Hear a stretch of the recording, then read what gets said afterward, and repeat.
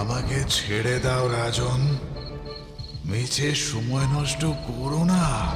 নিজ রাজ্যে ফিরে যাও মহারাজ, নিজ রাজ্যে ফিরে যাও, রাজ্য শাসন করো।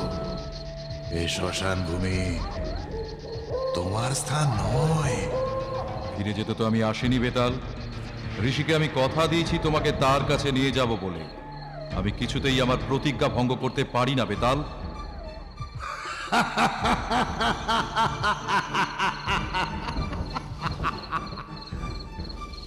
কিন্তু মহারাজ, প্রতিবারই তো তুমি কথা বলে ফেলেছ।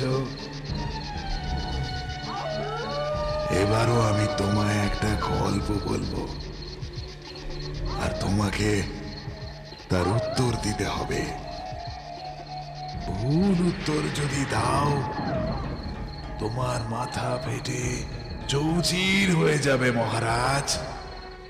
শোনো, শোনো তবে। শ্যামনগরের মহারানী চিত্রলেখা এর জ্বলন্ত দৃষ্টান্ত, তারই কাহিনী আজ আমি তোমায় শোনাবো। শ্যামনগরের রাজা জয়কেতনের মহারানী চিত্রলেখা। 12 বছর বিবাহ হয়েছে তাদের, কিন্তু কোনো সন্তানাদি হয়নি। সন্তান লাভের জন্যে রানী চিত্রলেখা বহু পূজা করেন।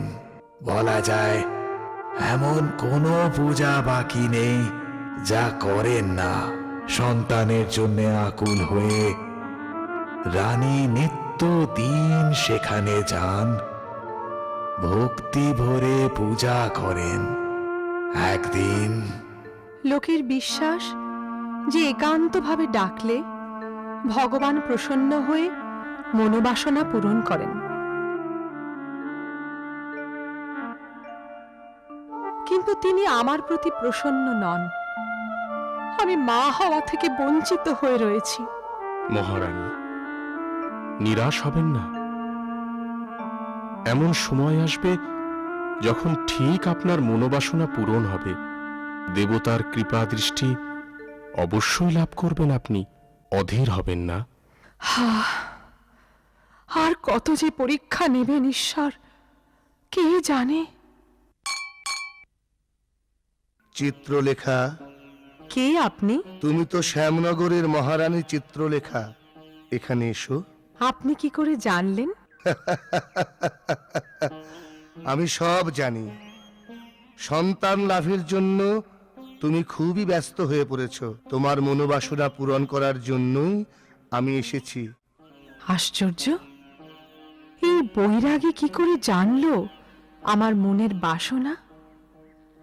ইনি নিশ্চয়ই কোনো অসাধারণ মানব হবেন। মুনিবর, আমি নিশ্চিত আপনি কোনো সাধারণ মানুষ নন। আমায় কৃপা করুন। ওই থলির ভিতর যে ফল রয়েছে, তুমি কেবলমাত্র একটি ফল তুলে নিয়ে যাও। তোমার মনোবাসনা পূরণ হবে। না, ঠিক করে বেছে একটা সুন্দর ফল নিতে হবে। এইটা। নাও, এবার ফলটি আহার করো মহারানী। আচ্ছা প্রভু। হে কি, হে যে একটা জোড়া কলা।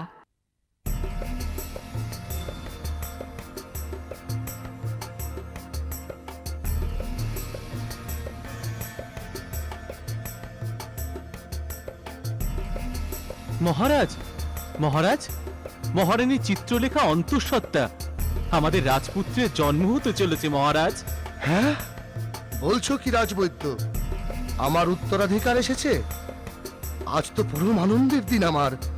ওহে, শুনছো তোমরা? আমাদের রাজপুত্র এসেছে গো, আমাদের রাজপুত্র। হ্যাঁ, তাই নাকি? তবে আজ মহা আনন্দের দিন। মহা আনন্দের দিন। আনন্দ করি আমরা। চলো চলো চলো।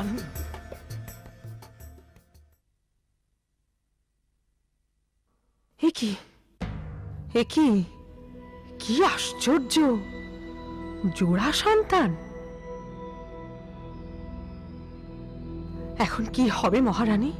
কেন যে লোভের বশে ওই জোড়া কলাটি খেতে গেলাম? এখন যে কি হবে? 6 মাসের মধ্যে শল্য চিকিৎসার দ্বারা এদের বাঁচানো সম্ভব নয় কোনোভাবেই। তবে আর অপেক্ষা করছেন কেন?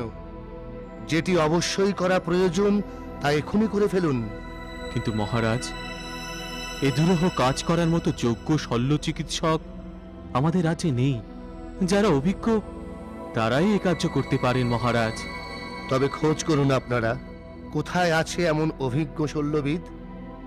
প্রতিবেশী রাজ্যগুলোতেও কি এই অভিজ্ঞ চিকিৎসকের অভাব? যে রাজ্যে আছে তাকে আমন্ত্রণ জানিয়ে নিয়ে আসার ব্যবস্থা করুন।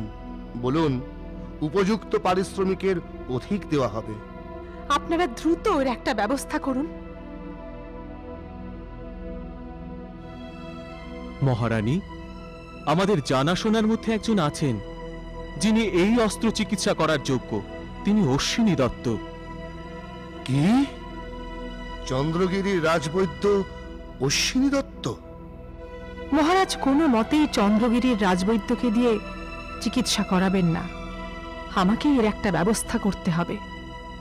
তারপর মহারানী চিত্রলেখা ছদ্মবেশে রাতের অন্ধকারে দাসীকে সঙ্গে করে যাত্রা করেন চন্দ্রগিরির দিকে। রাতের অন্ধকারে পথ চলতে চলতে ক্লান্ত পরিশ্রান্ত রানী চিত্রলেখা অবশেষে এসে পৌঁছন অশ্বিনী দত্তের গৃহে। কে আপনি? দীর্ঘ পথ পার হয়ে অনেক কষ্ট ও পরিশ্রমের পর আপনার কাছে এসে পৌঁছেছি। আমার সন্তানদের প্রাণ দিতে পারেন কেবল আপনি। দয়া করুন, দয়া করুন। কিন্তু কিন্তু কি হয়েছে আপনার সন্তানদের? তারা একে অপরের সঙ্গে জোড়া। শল্য চিকিৎসার দ্বারাই কেবল তাদের পৃথক করা সম্ভব। এই কাজ কেবলমাত্র আপনিই নিখুঁতভাবে করতে পারেন। তাই আপনার কাছে ছুটে আসা। রক্ষা করুন, আমার সন্তানদের আপনি রক্ষা করুন। সন্তানদের জন্য চিন্তা করার কোনো কারণ নেই। অস্ত্রোপচারের দ্বারা তারা দুজনেই প্রাণ ফিরে পাবে। কিন্তু আপনি বলুন, কোথায়, কত দূরে আপনার বাড়ি? আমি ইন্দ্রপুরী রাজ্যের মহারানী চিত্রলেখা। হ্যাঁ, হয়তো আপনি জানেন না যে অস্ত্র চিকিৎসার পরক্ষণেই আমার দেহহীন মুন্ড চন্দ্রগিরি দুর্গের দুয়ারে ঝুলবে। আমি কথা দিচ্ছি, আপনার কোনো ক্ষতি হবে না। আপনার জীবনের কোনো আশঙ্কা থাকবে না। আমায় বিশ্বাস করুন, আমায় নিরাশ করবেন না। ঠিক আছে, চলুন।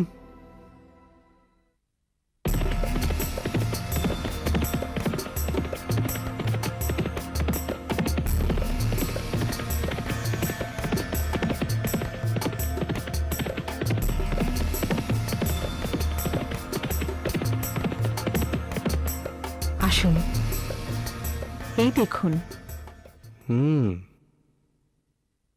আপনি কিছু চিন্তা করবেন না।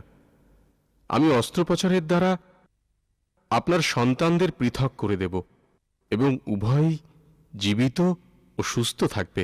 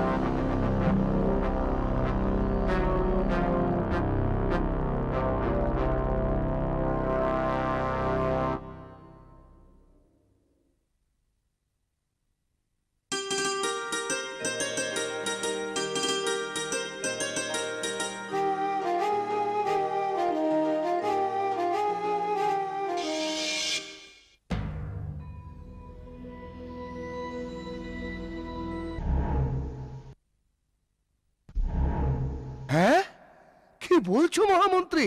হ্যাঁ মহারাজ, অশ্বিনী দত্ত তার নিপুণ চিকিৎসার দ্বারা এই দুরূহ কার্য সম্পূর্ণ করেছে।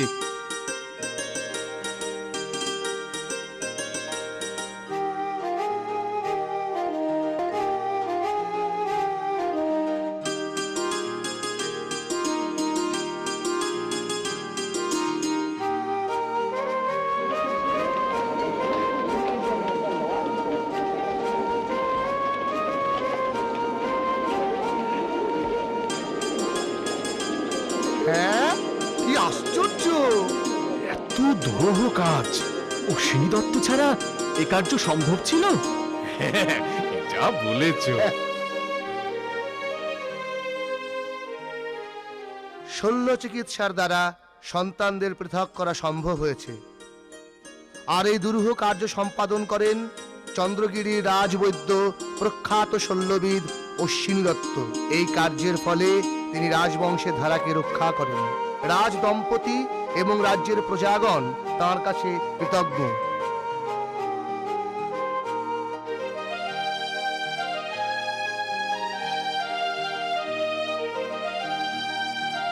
এই নিন, এই সামান্য পুরস্কারটুকু গ্রহণ করুন।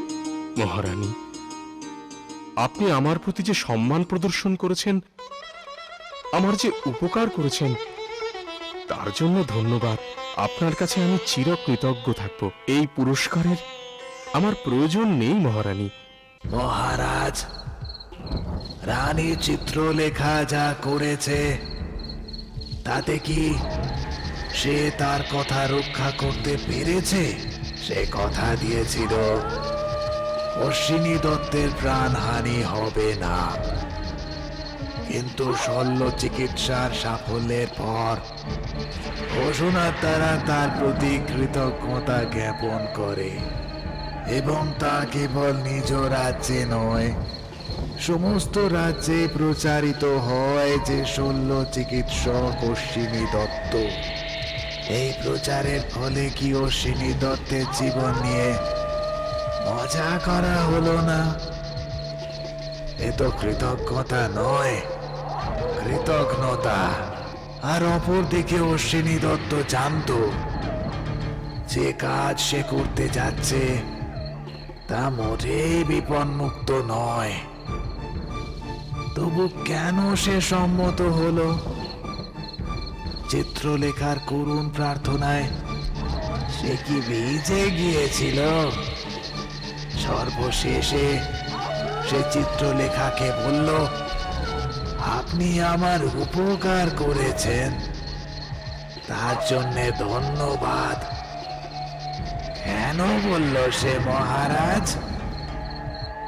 আমার কিন্তু সন্দেহ হচ্ছে মহারাজ। আর এই সন্দেহের সমাধান জানা সত্ত্বেও তুমি যদি নীরব থাকো, তোমার মাথা ফেটে চৌচির হয়ে যাবে মহারাজ। অশ্বিনী দত্ত একজন মহান ব্যক্তি ছিল। সে তার জীবনকে মানুষের চিকিৎসার জন্য সমর্পণ করেছে। রোগী কট্টর শত্রু হলেও তা নিরাময় করা প্রকৃত চিকিৎসকের পরম কর্তব্য ও ধর্ম বলে মনে করে। আর তাই কর্তব্যনিষ্ঠ চিকিৎসক নিজের পরিণতির কথা না ভেবে রানী চিত্রলেখার সঙ্গে যায় তার সন্তানদের চিকিৎসা করার জন্য। এর জন্য কেবল চিকিৎসা শাস্ত্রই নয়, প্রয়োজন অনুভূতির। রাজা রুদ্রসেন ঠিকই জানতে পারত যে এ দুরূহ কাজ তার আশ্রিত অশ্বিনী দত্তই করেছে। আর জানতে পারলে শত্রুবংশ বাঁচাবার অপরাধে অবশ্যই কঠোর দণ্ড দেবেন। এই বিপত্তির কথা ভেবেই চিত্রলেখা ঘোষণা করিয়ে দেয় যাতে সকলেই তার নাম জানতে পারে। এর ফলে রুদ্রসেন অশ্বিনী দত্তকে কোনো দণ্ড দিতে পারবে না, কারণ অপরের জীবন রক্ষার জন্যই নিজের জীবনের এত বড় ঝুঁকি সে নিয়েছে। সকলের কাছেই সে বরণীয় হয়ে ওঠে, নিজের রাজ্যেও তার প্রতিষ্ঠা বৃদ্ধি পায়। এরকম একজন চিকিৎসককে দণ্ড দেওয়া রাজা রুদ্রসেনের পক্ষেই ক্ষতিকারক হতো। অন্য রাজারা তাকে অমানুষ নিষ্ঠুর অপবাদ দিয়ে তার বিরোধিতা করত, তার শত্রু বৃদ্ধি হতো, তার নিজের রাজ্যের প্রজারাও বিদ্রোহ করে বসত। আর তাই রুদ্রসেনের পক্ষে অশ্বিনী দত্তকে শাস্তি দেওয়া সম্ভব ছিল না। এদিক থেকে বিচার করে দেখলে রানী চিত্রলেখা তার বুদ্ধির পরিচয় দিয়েছে। এই কারণে অশ্বিনী দত্ত তার কৃতজ্ঞতা ব্যক্ত করে। তাই এটা বলা ভুল যে চিত্রলেখা তার কথা রাখেনি বা কৃতজ্ঞতা করেছে। মহারাজ, এবারেও তুমি তোমার চতুর বুদ্ধি দিয়ে আমাকে হারিয়ে দিলে, কিন্তু মহারাজ, তুমি তোমার কথা রাখোনি।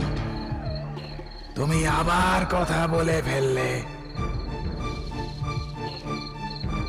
আর শর্ত অনুযায়ী তুমি কথা বলে ফেললে আমি তো কিছুতেই তোমার সঙ্গে যাব না মহারাজ।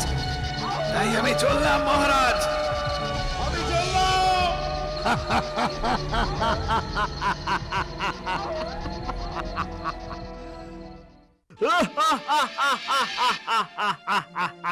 বেতাল, বেতাল যেও না, দাঁড়াও দাঁড়াও, আমি আসছি বেতাল, যেও না, আমি আসছি বেতাল।